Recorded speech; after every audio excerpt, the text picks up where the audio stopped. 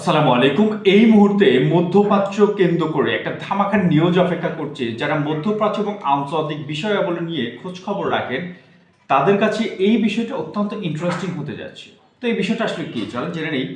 এই মুহূর্তে ইরানের ইসলামিক রেভলিউশনারি গার্ড আইআরজিসি কার্ভ যেটাকে বলা হয়ে থাকে, তারা লেবাননের প্রতিরোধ গোষ্ঠী যাকে হিজবুল্লাহ বলা হয়, সেই হিজবুল্লাহ গোষ্ঠীর পুরোপুরি নিয়ন্ত্রণ নিয়েছে। অর্থাৎ এই মুহূর্ত থেকে পরবর্তী নির্দেশ না দেওয়া পর্যন্ত হিজবুল্লাহ লেবাননের কমান্ডোদের থেকে নয়, এই মুহূর্তে আইআরজিসির আন্ডারে চলবে, আইআরজিসির কমান্ড ফলো করবে। যে হিজবুল্লাহকে এই মুহূর্তে ইসরায়েল সবচেয়ে বেশি ভয় পায় এবং যে প্রতিরোধ গোষ্ঠীকে যে কোনো রাষ্ট্রীয় বাহিনীর থেকেও বেশি শক্তিশালী বলা হয়ে থাকে, তার নাম হচ্ছে হিজবুল্লাহ। যে হিজবুল্লাহ প্রতিষ্ঠার পর থেকে, এবং এই হিজবুল্লাহকে প্রতিষ্ঠাই করা হয়েছে ইরানের তত্ত্বাবধানে, ইসরায়েলকে কেন্দ্র করে প্রতিরোধ গোষ্ঠী অর্থাৎ ইরানের প্রক্সি গোষ্ঠী হিসাবে এই হিজবুল্লাহকে তৈরি করেছে ইরানের তত্ত্বাবধান, অর্থাৎ ইরানি এই হিজবুল্লাহ গোষ্ঠী তৈরিতে মূল ভূমিকা পালন করেছে, যাতে করে ইসরায়েলকে যে কোনো সময় সীমান্তবর্তী অঞ্চল থেকে আঘাত করা যায়। এই হিজবুল্লাহর উদ্দেশ্য এবং হিজবুল্লাহ নিয়ন্ত্রণ নেওয়ার উদ্দেশ্য হচ্ছে, আমেরিকা যদি ইরানের উপর হামলা করে, তাহলে মধ্যপ্রাচ্যে আমেরিকার স্বার্থ শেষ করার জন্য, স্বার্থতে আঘাত করার জন্য এই হিজবুল্লাহ ইসরায়েলে আক্রমণ করবে যে কোনো সময়। এর জন্য ইরানের উচ্চপদস্থ কিন্তু সামরিক কর্মকর্তা অর্থাৎ আইআরজিসির শীর্ষস্থানীয় কিছু কমান্ডো, তারা অলরেডি ইরান ছেড়ে লেবাননে চলে গিয়েছে এবং তারা প্রতিরোধ গোষ্ঠীর নিয়ন্ত্রণ নিয়েছে এবং বিভিন্ন কমান্ড সেন্টারে এই আইআরজিসির কমান্ডোরা নেতৃত্ব বুঝিয়ে দিচ্ছে এবং কিভাবে কাজ করতে হবে, কিভাবে সুরক্ষা বলয় তৈরি করতে হবে এবং কিভাবে আক্রমণ করতে হবে এবং প্রতি আক্রমণগুলোকে ঠেকিয়ে দিতে হবে, সে বিষয়গুলো নিয়ে কিন্তু আলোচনা তারা করছে। ইতিমধ্যে ইসরায়েলের বিমান বাহিনী কিন্তু অলরেডি কয়েকটা কমান্ড সেন্টারে, হিজবুল্লাহর কমান্ড সেন্টারে দক্ষিণ লেবাননের দিকে আক্রমণ চালিয়ে গুড়িয়ে দেওয়ার ঘোষণা দিয়েছে এবং তারা বলেছে যে এইখানে যেহেতু আইআরজিসির কমান্ডার রয়েছে, তাদেরকে আমরা বৈধ লক্ষ্যবস্তুতে বানিয়েছি এবং তাদেরকে হত্যা করার একটা দাবি কিন্তু অলরেডি করেছে ইসরায়েলি বিমান বাহিনী।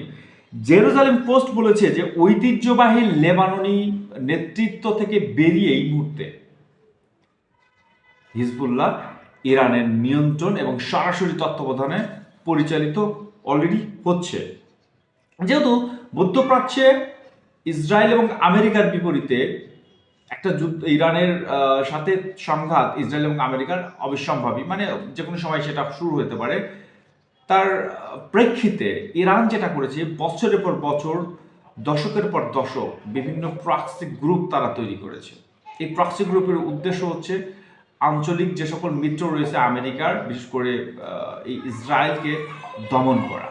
এই মুহূর্তে ইসরায়েলি গণমাধ্যম জানাচ্ছে, যুক্তরাষ্ট্র যদি সর্বশেষ পর্যায়ে ইরানে আক্রমণ করেই বসে, তাহলে ইরান ইসরায়েলকে লক্ষ্যবস্তুতে কত করবে এটা একেবারে 100% শিওর, এবং সেক্ষেত্রে তারা হিজবুল্লাহর নিয়ন্ত্রণ যেহেতু নিয়েছে, হিজবুল্লাহকে ব্যবহার করে সহজেই ইসরায়েলের উপর ব্যাপক এবং বিধ্বংসী আক্রমণ চালাবে। তার কারণ হচ্ছে, এই মুহূর্তে হিজবুল্লাহর নিরাপত্তা সিস্টেমটা পুরোপুরি ইরানের হাতে চলে গিয়েছে, আকাশ প্রতিরক্ষা এবং অ্যাটাক সিস্টেমটা পুরোপুরি প্ল্যান সাজিয়েছে আইআরজিসি। এই মুহূর্তে ইসরায়েলকে কেন্দ্র করে হিজবুল্লাহ কিন্তু ব্যাপকভাবে তাদের রকেট ইউনিটকে সচল করেছে এবং রকেট ইউনিটের ব্যাপক মহড়া এবং স্থলবাহিনীর মহড়া চালাচ্ছে। যেভাবে 2022 সালের 7 অক্টোবর হামাস যোদ্ধারা ইসরায়েলের উপর ব্যাপক এবং বিধ্বংসী হামলা চালিয়ে 1432 জনকে হত্যা করে এবং অনেককেই বন্দি করে নিয়ে আসে, ঠিক সেই সিস্টেমে হিজবুল্লাহ একই কায়দায় ইসরায়েলের অভ্যন্তরে ঢুকে আক্রমণ করার একটা প্ল্যান কিন্তু করেছে, যেটাতে নেতৃত্ব দিবে আইআরজিসির শীর্ষ কমান্ডাররা। কারণ এই মুহূর্তে ইরানের অস্তিত্বের জন্য হুমকি হয়ে গেছে আমেরিকা এবং ইসরায়েল।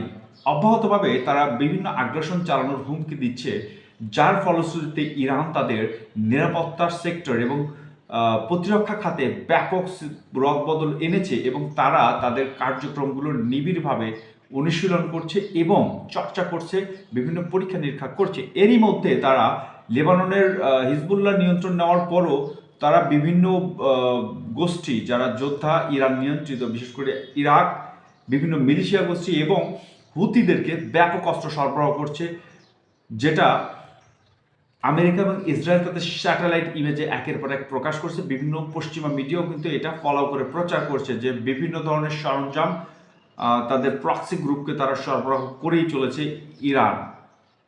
এছাড়া রাশিয়ার এবং ইরানের মধ্যকার নতুন চুক্তি, এটা কিন্তু অন্যতম একটা বিষয় হয়ে দাঁড়িয়েছে এই যুদ্ধকে কেন্দ্র করে। তো এই জন্য যুক্তরাষ্ট্রের পাশে থেকে লড়াইয়ের প্রস্তুতি নিচ্ছে ইসরায়েলও।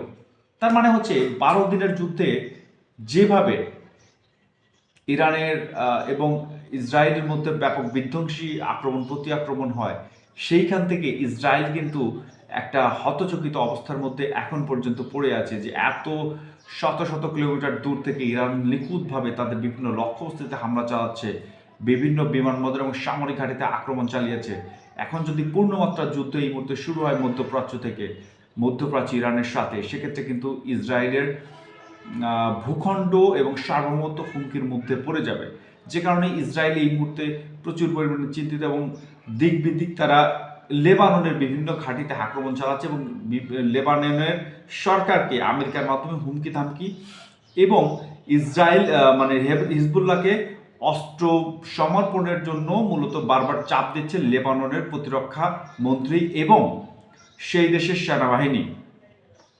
এটা হচ্ছে মূলত ইসরায়েলেরই চাপ, যাতে করে দক্ষিণ অঞ্চলে, লেবাননের দক্ষিণ অঞ্চলে এবং ইসরায়েলের সীমান্ত ঘেঁষা যে সকল হিজবুল্লাহর ঘাঁটি রয়েছে সে সকল ঘাঁটি থেকে তাদের নিজেদের প্রত্যাহার করে নেয়, অথবা এই অঞ্চলের নিয়ন্ত্রণটা লেবাননের সেনাবাহিনী নেয়। সেক্ষেত্রে কিন্তু ইসরায়েলের হুমকিটা অনেকটা কমে যাবে। তো যাই হোক, এই মুহূর্তে সবচেয়ে বড় ব্যাপারটাই হচ্ছে যে ইসরায়েলকে কেন্দ্র করে হিজবুল্লাহ নিয়ন্ত্রণ নিয়েছে IRGC। এটা হচ্ছে ইরানের কৌশলগত দিক দিয়ে এবং ভূ রাজনৈতিক অনেক বড় একটা জয়, এবং এইখান থেকে ইরান অনেক দূর পর্যন্ত ইসরায়েলের মূল ভূখণ্ডেও স্থল আক্রমণও করতে পারবে এই হিজবুল্লাহ বাহিনী দিয়ে। তো এই ছিল আজকের ভিডিও, আশা করি ভালো লাগছে। ভালো লাগলে অবশ্যই কিন্তু সাবস্ক্রাইব করতে ভুলবেন না। আসসালামু আলাইকুম।